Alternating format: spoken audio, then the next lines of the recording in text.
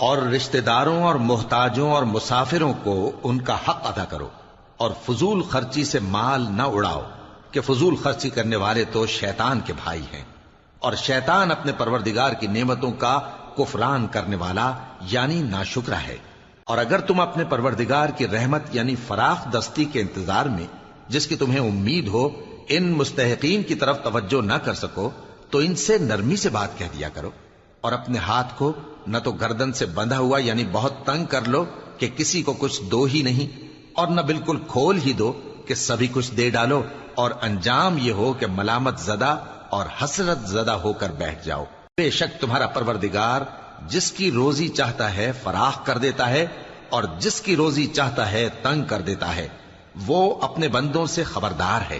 اور ان کو دیکھ رہا ہے۔ اور اپنی اولاد کو مفلسی کے خوف سے قتل نہ کرنا، کیونکہ ان کو اور تم کو ہم ہی رزق دیتے ہیں۔ کچھ شک نہیں کہ ان کا مار ڈالنا بڑا سخت گناہ ہے، اور زنا کے پاس بھی نہ جانا کہ وہ بے حیائی ہے اور بری راہ ہے۔ اور جس جاندار کا مارنا اللہ نے حرام کیا ہے اسے قتل نہ کرنا مگر جائز طور پر یعنی بفتوائے شریعت۔ اور جو شخص ظلم سے قتل کیا جائے ہم نے اس کے وارث کو اختیار دیا ہے کہ ظالم قاتل سے بدلہ لے، تو اس کو چاہیے کہ قتل کے قصاص میں زیادتی نہ کرے کہ وہ منصور و فتح یاب ہے۔ اور یتیم کے مال کے پاس بھی نہ پھٹکنا مگر ایسے طریق سے کہ بہت بہتر ہو، یہاں تک کہ وہ جوانی کو پہنچ جائے۔ اور عہد کو پورا کرو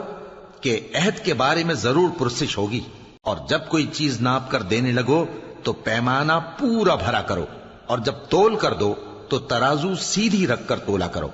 یہ بہت اچھی بات اور انجام کے لحاظ سے بھی بہت بہتر ہے۔ اور اے بندے، جس چیز کا تجھے علم نہیں اس کے پیچھے نہ پڑ کہ کان اور آنکھ اور دل ان سب اعضاء کے بارے میں ضرور باز پرس ہوگی۔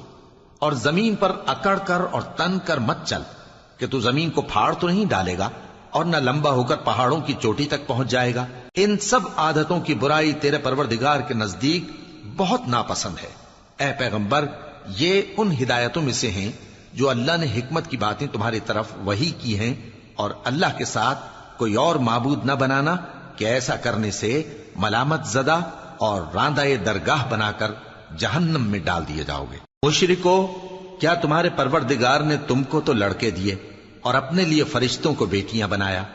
کچھ شک نہیں کہ یہ تم بڑی نامعقول بات کہتے ہو، اور ہم نے اس قرآن میں طرح طرح کی باتیں بیان کی ہیں تاکہ لوگ نصیحت حاصل کریں